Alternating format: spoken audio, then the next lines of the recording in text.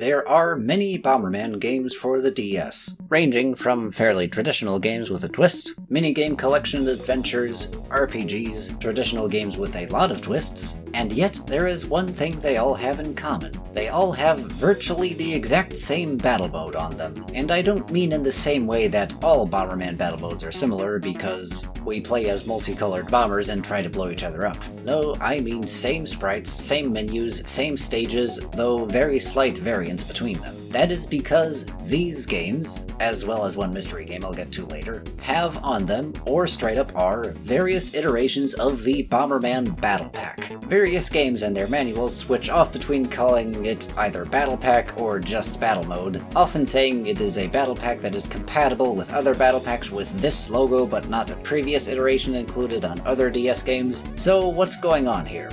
Parallel to all of these games, Hudson had a Bomberman battle mode for the DS that they kept iterating on and updating, and they included the latest version of it on each Bomberman game respectively, even taking later international release dates into account. In this video, I intend to explore all the various iterations of the battle pack and see what each version added, removed, or changed. We begin with Bomberman DS. The international box art was changed to match the box art of the Japanese Bomberman battles that was localized as Hardball in Europe. That's a whole other tangent. And for some reason, in Europe the title font was changed, but not in-game. In-game, the European version still has the original font in the title screen. On the box and cartridge and the manual, the font is different compared to what it was everywhere else. Even later in the manual where it shows you the title screen, the Japanese and North American versions just show the regular title screen, while the European manual shows an image of the changed title font, even though in-game it still has the old font. Weird oddity I wanted to put somewhere. Oh, and if you're wondering why in this footage the picture is smaller than what would fit on my console's screen, I made a separate little video detailing how to run DS games on their original resolution on 3DS consoles. Bomberman DS is noteworthy for being a game that uses the oval design for the character, and much of the developers working on the land games and other landy spin-offs like Kart and Hardball also made this game. Its music also sounds way more like something out of a land game, one track even reappearing in Bomberman Land Portable later on. It is a simple campaign of 100 levels that kinda revives the whole inventory idea Bomber Boy had going on, and it has a battle mode. Now, this battle mode is never referred to as Battle Pack, but the later Battle Pack proper is an iteration on DS's battle mode, so this one can be considered a forerunner or Battle Pack 0, if you will. From the title screen, we can pick the campaign or the battle mode with this icon here. In case you don't know what download play is on the DS, I made another separate video briefly explaining the concept. I should mention, some games on the DS do require everyone to have a cartridge, or if everyone has a cartridge, you don't have to download from each other, so that saves some time, but there's no real well-established name for that I could find. The back of this box calls it Multicart, so I'm just gonna call it Multicart Play to contrast with Download Play. Upon selecting Battle Mode, we see that we are hosting. There is no option to see if anyone else is hosting, which means that, yes indeed, Bomberman DS supports Download Play, but not Multicart Play. Even if everyone playing has a cartridge of the game, it's worthless because every player besides the host can only join the game by closing theirs, going to their console's Download Play menu, and downloading from the host. There is no way around waiting for the game to download before you're able to play with your friends. The color of the menu background is actually based on what you picked as your favorite color on your console, even if you're a participant and not the host. And I'll mention here the font on a lot of the buttons was changed between North America and Europe. Up to 8 people can play together, the host plus 7. The host can also start without other people, and with or without other people, the host can add AIs. Up to 8 players total. AI difficulty can be normal, easy, or hard. Player colors are white, black, red, blue, green, yellow, pink, and cyan in that order. Optionally, you can play with teams, in which case every player starts in their own team and can be moved to any other team, though a team can't have more than 4 players in it. Oddly enough, you can move a player out of their starting team and then put 4 other players in it, so those 4 players will have the color that originally someone else had. And yes, people in the same team team will have the same color in the matches. When playing with other people, the host chooses their own team and AI players' teams, but participants choose their own team too, which can lead to some disagreements. Then we get to the stage select, and can set our handicaps, or power-ups for individual players to start with perhaps more variety than you'd expect. Fire Up, Bomb Up, and Speed Up are here, and Full Fire, but so are Bomb Down, Fire Down, and the Sandal, or Speed Down.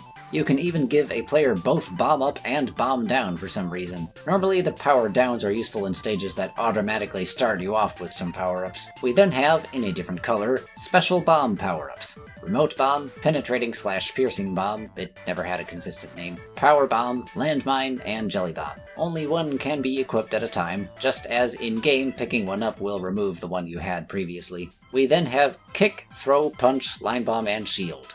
The latter three use the same button, so we can only equip one of them at a time. In some stages, you may find question mark power-ups, which can be any power-up, including a skull if you have it turned on. Luckily, the voice will tell you what you just picked up.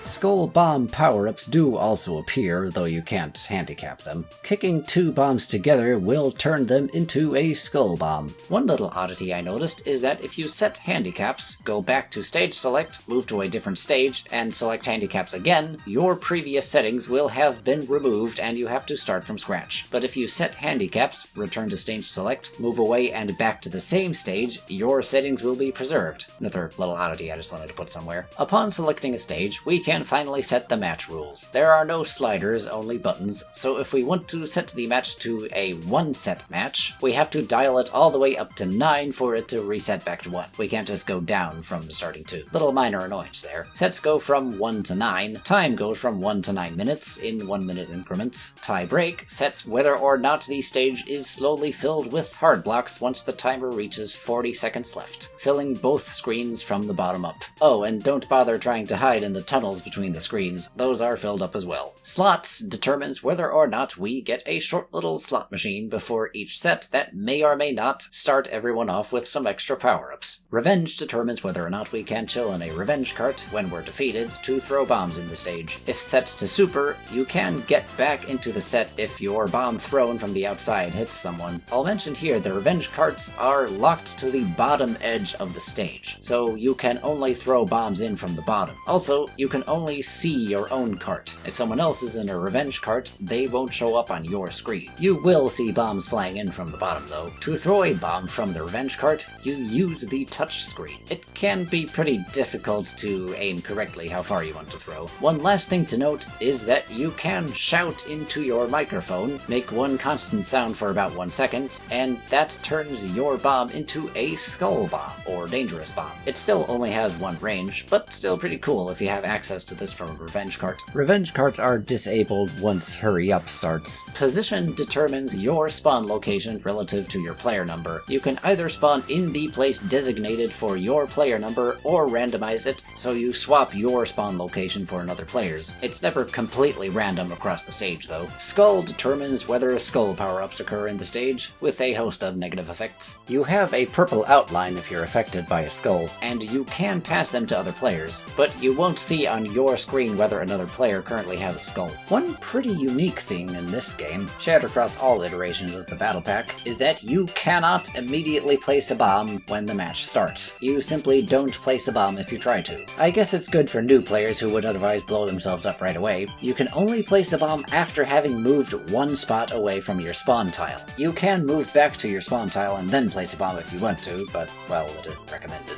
On the summary screen, if we choose to go back, it takes us all the way back to the character screen, so that's a hassle if you just wanted to change one setting. I should mention there are two main music tracks. The menu music, also used in the victory screen,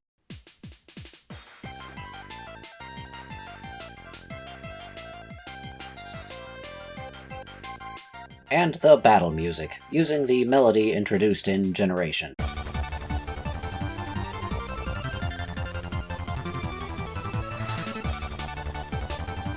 Okay, what stages do we have? Normal is pretty upfront. As alluded to, the game is played across both screens with tunnels in between. Players spawn in the corners of each stage. Classic looks the same, but only allows for fire up, bomb up, speed up, and kick power-ups. Personally, I think if you're going for Classic, then you shouldn't have kick either, but maybe that's just me. It also deactivates a bunch of stage settings, as do many of these stages. Voice Detonate starts everyone off with a remote control, and then you need to shout into your DS microphone to detonate your bombs. You can't handicap other bomb types or pick up power-ups to change your bomb type. The stages that use the microphone are all bright blue. In Voice Bomb, you use the microphone to place bombs. In Voice Shield, you use the microphone to raise your shield power-up. Scream in agony when you're trapped, and you might yet survive. Everyone starts off with a shield, and this can't be knocked out of them like a regular power-up. Shield starts everyone out with a regular shield that, again, you can't lose from being hit. Skull is a graveyard-themed stage, with lots and lots of skulls everywhere. The only stage where Skull is always turned on and can't be turned off. Mystery Items has only question marks appearing as power-ups. Speedy has a traffic aesthetic and starts everyone off with lots of speed-ups. Tunnels is quite yellow, as are all stages themed after tunnels, and has a bunch of these tunnels to hide yourself and bombs in. Unipass has only one tunnel connecting the two screens. Tripass has exactly 3 tunnels connecting the two screens. Conveyor Belt is blue, as are the more gimmicky stages, and has a bunch of conveyor belts to send bombs around. Only 2 tunnels connecting the screens. Trapdoors has these holes to walk into, transporting you to the hole in the same spot on the other screen. Useful, especially since there are no tunnel connections between the screens. Kick starts everyone with a kick and has these arrows that change the directions of kicked bombs. Also has a few tunnels. Seesaws has these seesaws that can fling bombs and players. Don't fling yourself out of the stage, there's no world wrap.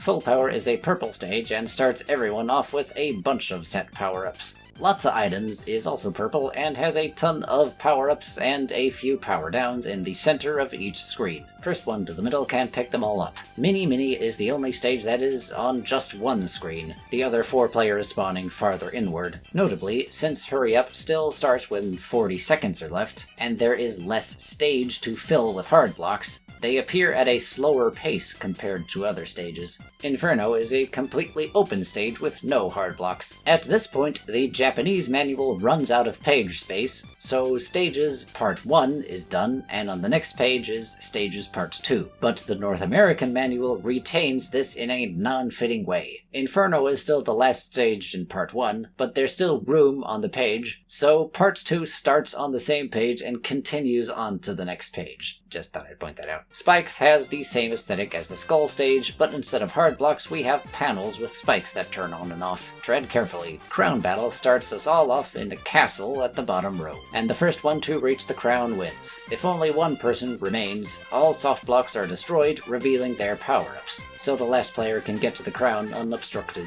If the last player dies too, or time runs out, it's a draw. The crown can be bombed around, though cannot be bombed out of the stage. Full Power Crown has everyone start with tons of power-ups, and we have spikes in place of hard blocks. Merry-Go Crown has some conveyor belts on the top screen, making it just a bit harder to chase the crown down. Blocks is our panel paint mode from past games. Color panels in by bombing them, and have the most in your color when time ends or when everyone is knocked out. Your panels stay colored even if you're knocked out. And the bombs you throw in from the revenge card also color the stage, so don't give up even if you're hit. Kick blocks works much the same, but everyone starts with a kick and the arrows redirect kicked bombs again. In Zombie, you can't be knocked out of the stage, but if you take a hit, all the panels in your color will revert to gray. In Bomb, there are 4 holes that shoot bombs out occasionally. We then have Barum. Not the first time they're called Barum instead of Balum or Valcom or Drifty. Enemies will spawn across the map, and you need to watch out for them. Finally, the random option. You can still choose the number of sets, and a set will always be 2 minutes, but everything else is randomized. You could end up on any stage. This gives us a total of 29 stages, 30 if you want to count random. Not sure where else to put this, but if a human participant disconnects, They will die on everyone else's screen. They will still appear at the beginning of every set though, only to die immediately. After a match, you're booted back to the character screen, so that's when the game decides to remove disconnected participants entirely. If all human participants disconnect, then the host will get a connection error, even if there were AI opponents in the match that the host could have continued the match with. And at the end of the match, if one person chooses not to continue, all other participants get a connection error and the host is booted back to the title screen. Everyone has to re-download from the host again, so it's actually more courteous to disconnect in the middle of a match rather than wait until it's done. Well then, that's DS's battle mode. Out of curiosity, I tried it, and no other version of the battle pack can connect to somebody hosting from DS. There is no cross-compatibility between different iterations of the battle pack, and DS doesn't support multicart, so you can only play together with download play.